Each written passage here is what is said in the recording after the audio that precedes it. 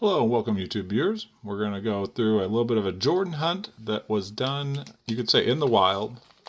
Some Jordan hunts are done by opening up boxes, and you can essentially take your bets by opening up certain boxes. In this situation, I went to a local card shop here in Waco. I like to support local businesses, and what we did was we essentially bought. I think this is around 15, close to 15 Jordan cards for a total of $60. So it's a mix and match of different value Jordans. One specifically here marked at $10.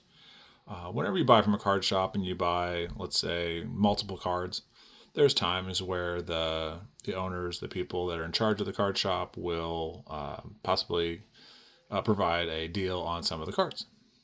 So what we're going to do real quick is go through the cards and see if I essentially did it good or bad. You leave your thoughts in the comments. And what we're going to do is just go through the cards and see if we all agree that the Jordan hunt was successful at $60, or if I possibly overpaid on some of them. So when you sometimes buy a card, you can sometimes get it in a top loader. Not all cards, when you buy them from online or in hopefully, if you buy them online, they send them in a bubble mailer, or if they send them in just a regular envelope. Hopefully, they are top loaded. This one it's a little more expensive. It's a 1996. One of the reasons why it kind of caught my eye. In 1996, it's Kobe Bryant's rookie year. So Jordan cards. This one specifically is an insert from Skybox. In that 1996 year, I tend to find them a little more valuable. What you also see up top here are two cards recently posted to the Crescent Vale eBay channel. In the back, you'll see some just cards that I enjoy having for the PC. But yeah, starting off, we have an electrified Jordan. So there's just like a small, what I would say, like imperfection to the corner.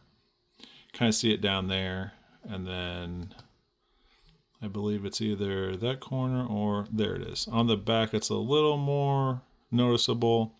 So I would say it's hard to get these in perfect mint condition, gem mint. But overall, I really enjoy the quality of the card. I inspected it pretty well. I feel like it's near mint to mint, and really for $10, that's what they go for on eBay. It's not going to be like a huge increase in value. I have one that I would put in between mint and gem mint currently on our eBay, and it's marked at 23. So depending on essentially the quality of the card will increase the price. So this one I think is marked pretty accurately. Other cards with a similar quality are on eBay at this value. I'll probably keep this in the PC until the current electrified Jordan card we have up there sells. And then I may put this up there for in between $15 and $20. So I make a small amount of, you could say, gain. I'm going to essentially have that in the PC for the near future. Now this card I really enjoy. We just put a lot of 5 up of this card for $23. I really like this card. I like the card for one of the main reasons is the action shot that they grabbed from the dunk contest. Kind of an iconic photo in a way. So in addition to quality, and then in addition to the type of card, which this is an upper deck, an insert of an upper deck in 1992, I believe, is when this card came out. This is not an error card. In the top right, an error card of this will have the wrong year. I believe this is in 1992, 1993. So yeah, during his run as a Bull, definitely value those a little bit more. It kind of depends on the rarity. Some people will be able to charge more in the years that he is not a current player. Some cards do go up in value just due to rarity, but overall I do find personally from a collector, a Michael Jordan collector, that this card is going to hold great value. We have currently a lot of 5 of them for $23 up on our site, eBay channel. So I really enjoy the card. I love the iconic shot. So this is also kind of what I would say is a nice PC card. So the next card is part of a kind of a 3D set that came out via Upper Deck. And the reason why I picked this one up, it was in some of the best condition that they had in the shop. They had a couple other ones, full set, but the surface wasn't ideal for me. So this card, I believe it's a checklist, and there's a second part to the card that has kind of, you can kind of see here, there's the bottom half of Jordan and the top half is him dunking. So what I'll do is I'll look for the top half card in good condition, and then we just recently sold, you kind of call it a lot. There was two of them, the top and bottom. So we just recently sold that. Shout out to our buyers. Recently did that, so I kind of felt like it's a successful lot to have. This card I just think is so beautiful. You know, the red, white, and blue, the iconic Dream Team. Really enjoy this card. Not a super high value card, not very rare, but I would put it like the surface is immaculate. The corners, the edges, you kind of have to take all of that into consideration whenever you're possibly going to grade the card. Sometimes if you're just collecting it, the corners and the edges may not be as important, but if you are potentially going to grade the card, all of that is very important. The centering, you know, I see a little bit more on the right to the left. I haven't looked up how certain grading companies grade the centering on this card yet, so I don't know off the top of my head how well this will do. And I appreciate the card so much, bought two. You can kind of see here a little bit better on the centering left or right. So I would assume that first one we just looked at would probably be a little off in the centering. So let's hypothetically say we were to send one of these two off to grading. The second one would be a card that I would consider more. And we have the Skybox. Love Skybox, especially in these early years. This is a 90s look with the, you can kind of tell in that artwork. Definitely a 90s card. Some of these Skybox packs, you know, if I were to buy them, and I have recently from some individual packs, I think range about in between $6 to $10. You might be able to find them cheaper. If you can, I buy them. So I would buy them. I would have you buy them. I don't really look for people to reach out to me with individual packs. If I were to buy it, it would be from a local shop. But the cards themselves, I do buy stuff on eBay. You can drop, if you have a lot of Jordans in high value, especially inserts, drop a comment. And I'll check them out and see if there's anything of value. Something I might not already have. So growing up, I had a lot of these. You can kind of see a bit in the top right corner or top left corner. There might be some whitening there.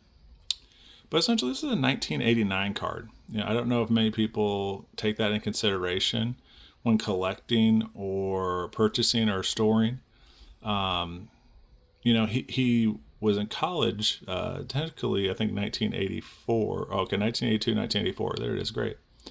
So, yeah, that's the years he was in college. This is a 1989 card when he started really gain popularity. Essentially, Coca-Cola, I think, helped essentially brand and distribute these cards. Coca-Cola was probably heavily involved. Now, I wonder if it's like anyone specifically. I can't see like Tops. I can't tell if this is Fleer produced this. Leave a comment below if you know the distribution of the card company. So again, like 1989, you kind of think about some of his other 1989 cards. This might be some of the more inexpensive 1989 Jordan cards that you can find. So I think as time progresses and Jordan cards most likely will continue to go up, because it'll be kind of hard to compete with some of his accolades that I find the card value to hold, and just the overall attention that we get and traffic that we get is pretty noticeable for our MJ. We have an MJ collection on our eBay page. This is pretty just a standard Upper Deck card here. So yeah, Top Stadium Club, I'm a huge fan of. They hold really good value. And then Topps is coming back through with some licensed cards in the near future. Definitely find these to hold great value, have great looks to them. A lot of the photography and tops I think came out great. This card, I would say like what drew me to it was the Orlando in the bottom right corner. I can kind of tell now possibly this bottom right corner might be slightly off. Yeah, you can kind of tell by, if you put it underneath the light and you see any, I call it like any irregularities. But you know, what happens is like when somebody hypothetically buys some cards from the Crescent Vale eBay page, what will happen is we will include extra cards with the value of the purchase. So let's say it's a $100 purchase, in between $10 and $20 worth of free cards will come along with it. If it's a $10 purchase, you know, I would say this card's in between $2 and $5. Let's say it's a $10, $20 purchase. This kind of card would come in most likely for free. It's in that near mint condition range, and I just think that providing a little value to our customers will keep them coming back and also saying great things in our reviews. And if you do read the reviews, then we will be able to help you out that way. This is a Fanmation card. It's an animation card with Larry Bird and Michael Jordan. We have a couple more here. I'm just going to cut to the last one and then have you be able to review the cards on our eBay page as we post them. Thank you for listening. Thank you for watching. Bye.